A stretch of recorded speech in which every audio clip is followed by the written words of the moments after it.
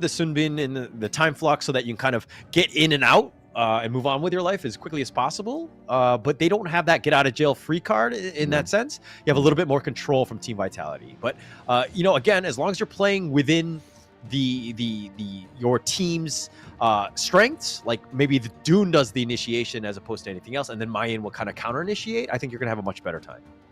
Yeah, the thing I'm looking forward to here on the side of Team Vitality is that Yixing, right? I mean, is that going to be used, the world is my board, to be actually just locking in Monkey and Byron when they go in, and then their backline's kind of just like, hey, we can't get to you, we can't help you, and then that kind of just lets the team fight become into two tiers. You then go for those big tank initiators on the side of Alpha7, and then what's left is squishiness like the Motsu, the Ganamo, and the Ali. I mean, not the easiest hero to get onto is the Ali, but you could sure lock down the Motsu, and then by then it's just falling away at the waist with the Ganamo. Yeah. I mean, but look, it's not going to be the easiest thing. I have full faith in Alpha7 to be able to kind of utilize their strengths, right? If Meki or the Byron are down, they're definitely not going to want to fight. They'll use their positioning to kind of keep themselves safe more than anything else, and to keep that arm's length away. I think they'll be fine. But seeing as that we now know the draft, who do you give the edge to in game one here, Lamb? I mean, it's hard to say, right? I mean, the draft's one thing. It's the players that are obviously maneuvering and controlling these heroes. So between these two teams, because they're such high-tier teams, it's hard for me to call. You know me, I'm famous for sitting on the fence, and I think I'm going to take a comfy little seat on the fence again once more for this whole best of 5. All right. Did you bring like a seat cushion at least for the fence in season 3? Yeah, I decked it out. I decked it out. All right, so it looks like the players have kind of selected their heroes. They're about to get this one loaded in. I never like to sit on the fence. I'm going to go with Team Vitality. I like their draft. I think that there's going to be a lot of play from Wen on this Yixing to kind of set things up after Dune initiates. You're going to see a lot of that, and pretty much, you know, on that, Lady Soon is just going to clean up. So I really like this draft. I think that they're going to have they're going to pull this one out. I mean, we can only hope that both of these teams bring their A game into game one, because like you were saying in the introduction, you kind of want to get your best foot through the door. Having that 1 point on the board is definitely better than being 1 point behind, right? You have the mental capacity going into game 2, like, right, guys, we got the game 1, we can go for game 2. But if you're on the opposite side of that scoreboard, you're like, I'm not too sure, like, what do we do to actually win and get a point on the board? Which was obviously a hard point for Rough World Era to actually get another point on the board, unfortunately, for them in that last series. But we're looking at a bit of a brawl here, a little bit of a change of the lanes as well. We see that Lady Sun and Diadea have got up into the Clash lane. Oh, Moochin looking pretty low. Yeah, a little bit low. I mean, just changing it up. Almighty can just kind of solo that one. He's going to have to deal with Keke in that bottom lane. But they're changing things up a little bit. Team Vitality didn't really like what they were seeing. They're giving Almighty a lot of respect. And now they're trying to force it out, trying to get on as much, you know, he's going to push out Niap as much as possible and make his life a living hell. Yeah, try not to let him get that Clash lane lead, right? I mean, 1-for-1, level 1, we do see most times out of 10 that Byron does come through with the heavy hitting base damage as well. But, oh, Dune going in here. Yeah, doing a decent amount. But Almighty, he'll be fine. He just kind of sidesteps it more than anything else. He will be low. Yeah. Yeah, managing to live step out of there was a great call there. Maybe not the best person to try and dive onto when you can just get away so easy. That get out of jail free card is all the range in Ali's kit for now. But right now, it's definitely looking a bit of a stalemate, right? Like, there is just so much kind of respect I have to say between these two teams. They don't want to dive each other. Other than Dowdow trying to get onto the Almighty, we'll just rule that one out. But doesn't seem to be any of that right now. I think that it's like these teams don't play each other often, right? No. I know that Alpha7 Esports were going in very serious mode. They went to Malaysia to train they had a team house, and they kind of just wanted to ensure that they were playing the best players in there. And Malaysia is definitely one of the better regions in that sense. So they were trying to scrim as much as possible, get themselves in a position. But now in the top lane, looks like they found Niap. He's got the force field suppression. He does have the shields, but is he able to get away? He is able to flash. They have the taking liberties with the flash away, even from Bilal. But Buchen is going to go down. That's going to be first blood and make that a double by Fury.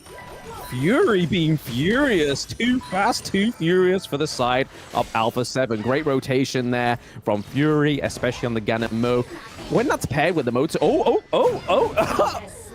Hello? KK? Playing with the hearts. KK, he'll just, he'll get a little, he'll do a little whatever and ensure he gets that kill, but he was kind of finessing on Almighty. Ends up getting that kill there. Yeah, back to the point, though. Back to the point here. We may see more bits of aggression here in the mid lane, though. Oh, they're doing so much damage. Danny, not tanky enough. He's just been stun locked. They'll control him, and they get even in terms of the kills. Net worth, a slight edge in favor of Team Vitality. Yeah, Team Vitality do take the gold lead for now. I mean, even after a double kill for Fury in the mid lane, it was soon negated by a 2 kills on the side of Team Vitality. The Yixing is slowly starting to come into its form, right, on the side of Team Vitality, fitting into this draft very well. I think the biggest thing by Alpha7, let's check out the replay here. Look at how they were able to just control Danny, keep him stun locked, not able to get away. They ensure that they got it with the world as my board. But the biggest thing by Alpha7 Esports is that they need to stay somewhat separated, right? If they start to group up, the world as my board is just going to wreck them. It is going to wreck them. And I mean, they have the anchor on their side of the team. They have the Dune, right? So that is pretty much your green flag going into the team fight. You know you're going to be putting your world as your board around the Doom, because everybody's going to go into the Doom, try and kill him, but then that's when your team starts to collapse onto the side of Alpha7. But they're able to take the Tyrant for themselves. Team Vitality do get that increased damage going into this 4th minute. Yeah, and look at Almighty, not comfortable. He's been left alone, and he's been pushed away. Muchen and An are now there. And this is a not a simple answer. I think Almighty has, been thrown a curveball, and he hasn't been able to recover from that, so to speak. He's definitely behind in terms of levels, 7 to 8, and also the net worth. Yeah, I feel like there's been a lot of pressure down into the farm lane, though, right? Like, we've seen multiple times where Team Vitality have had to send, like, another member down there just to kind of make sure that Almighty is not getting all those resources that we know Arlie needs. But here we are in the mid lane. Monkey is soaking up some of the damage there. Both Dao and Danny going head-to-head, just trying to keep their teammates alive, because we don't want to be seeing that mid lane fall anytime soon for either of these teams, because that's when the seeds start to be sown for these early victories, and down goes a T1 in the farm lane. Yeah, it goes down very quickly, and they were forcing it out. Team Vitality doing a good job of just understanding, hey, we're going to whittle it down, but we're going to let An and Muchen to actually take that one down. You kind of funnel the farm to the right people, and An is definitely the one you want to kind of get to. He is actually a little bit behind in terms of net worth, though, if we're talking comparing farm laners alone, though. Oh, yeah, just a few hundred. But, I mean, a few hundred, it may be a T2 item, so he's got to make sure he makes up that dividends there. Okay, the Cannon Blast does hit, but... Oh, they're nice wind slash connecting on, but the world is my board. Valau gets caught out. The Dream Roam from Danny, and it looks like that's going to be pretty much the end. The Crimson Golem might be a big target here. Dao tried to go in for this one. He looks like he's going to be thwarted by all those couple blades. Those taking liberties by Wen is just super annoying. I mean, he took the couple blades on the chin. He was able to get the Crimson Golem. He's like, hey, I'm coming out of this one as the winner, right? And as he's taken that Crimson Golem, it looks like he's going to get the Overlord as well. So a full 100% neutral objective domination here for the side of Team Vitality. And they're still ahead overall as a team in the gold. Yeah, and that's the pretty biggest one, right? At the end of the day, the biggest factor in that sense. But the Dream Roam, oh, the stasis, oh, Wen not able to stay alive. He does get killed. Neop is going to get gone on. They're trying to get the return kill, and they do get it with the ultimate shell. On snipes him out. Yeah, making some gains. Both the teams, though, they are keeping that kill lead very much neutral between both of them, which I have to respect from Alpha7. I mean, we know that Team Vitality have the likes of Dao, who was a KGL player as well, but Alpha7 are holding their own for now. Yeah, they're holding their own. They're keeping it close, and that's pretty much what we want to do. I would say go to the late game, right? Try to slow things down as much as possible. Play your play style, which is going to be, let Fury, Almighty, and Valau kind of just hit people from afar.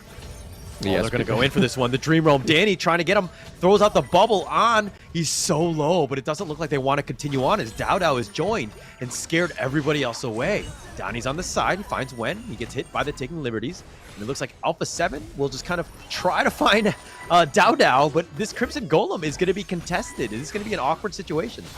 awkward situation. And at the same time, Dowdo on the Dune is not the kind of person you want to be seeking out because he can just soak up so much damage. His team has enough time to get in because he knows that he's not like one of these squishier heroes that if he gets caught out, that's it. You're pretty much done for. The best thing about the Dune is that it can be like a foghorn. He'd be like, hey guys, they're on me. Come and get me. I'm taking a lot of damage. I'm taking a lot of the abilities off of cooldown as well, which is another great thing for the Dune, just soaking up all those abilities from the enemy team. And then it just opens up a much better stance for Team Vitality to get in there. But right now, they're opening the side lanes and there's T1s as well. And Alpha7 don't have a turret to their name just yet. They were trying to actually make something happen. All 5 of them were running at them, but Wen kind of just slowed them down with the taking liberties, kind of pushed them afar, and they were like, actually, we can't commit for this one. But through it all, they were able to get the Tyrant on that one. So Team Vitality, understanding the limits, knowing how to play this one perfectly. The Unruly Blade forward, Danny's going to get wind slashed. He's got the bubble keeping him alive. But Dowdo continuing on, just trying to force out the mass more than anything else. And yeah, I think they're going to both walk away from each other. Both walking away. I mean, Dowdo started that fight, that 1v1 against Danny, 2 levels ahead. That's like, Dowdo is farming up. His rotations are on point, but there's the dream roll going in. Keke is able to get out of there alive, though. That's a good thing about the Mayin. You're able to, it's just as slippery as the Ali, just as displayed there by Almighty. Yeah, and you just saw a glimpse of that right there. Dowdo going with the Unruly Blade, finds Almighty. Like, you get out of position one time, and Dowdo gets near you and gets you at half-life. Now you have to play a little bit scared. They've got the Bitter Farewell, the Wind Slash connecting onto Villau. He's going to be pushed back. Danny's still up, taking a decent amount. The Dream Roam keeps him alive, but KK on the backside finds Fury. You can't protect everyone as Almighty goes down as well with that Wind Slash. They're going to continue on, but Niap is now joined. He's got the nice little Storm Strike, does end up killing Muchen, and Dowdo's still up in front, and he's not scared. That was such an extended fight as well. A fight on 2 fronts, but it was extended. But Team Vitality was like, hey, we've got the endurance, man. We can go for this toe for toe, bang for bang, as much as you want. And we're going to see it here in the replay. All started down by the Crimson Golem, and then kind of took place between the T2 and the higher ground turret up into the Clash lane. And it was just all going in the favor of Team Vitality. Able to pick up the T2 as well, as also having a great team fight in their favor. Dowdo's helping himself to the enemy jungle as well now. Yeah, he's going to stay up in front, and he gets away with this Unruly Blade. Dowdo, this is why he is so scary. He was an absolute monster on Fearless Esports, and you're seeing just why Team Vitality wanted him, because he has just so much control. He makes things so difficult as that jungler, and you force the enemy team to react to what you're doing. I mean, it's so smooth. I feel like he's playing on autopilot. He's just like, right, okay, we've just had a good team fight. We'll take a few turrets, get a bit of minion wave push right now. We'll go to the neutral objective, clear that up. And again, Danny going down once more. World is my board. They have the control. They have it. Almighty goes down as controlling. well. On will blow him up. And I mean, Team Vitality, that's what you want to do. The combinations and the stuns, the control that this hero, this team has is just next level. All the Unruly Blade, even on the front side. Nice connection on the Wind Slash with the 2. And they've got Niap again. They have the control with that taking liberties, and Team Vitality are doing whatever they want. Yeah, most teams are so scared of taking fights at the beginning part, the base part of the front part of the turret. Oh, the Wind Slash. He goes in the middle of it. Oh, he finds it. KK's going to set him up, and Fury's down yet again. Villau trying to stay alive with a thick inside the box, and even though he's under the tower, it doesn't really matter. They're going to go in back, and it looks like KK does kill Villau as well, and it's the matter of time as that Team Vitality will take game 1. I feel like that's the quickest game we've had already for day 1, right? They're 11 minutes and 26 seconds. Team Vitality put in their stamp on a clean game 1. I mean,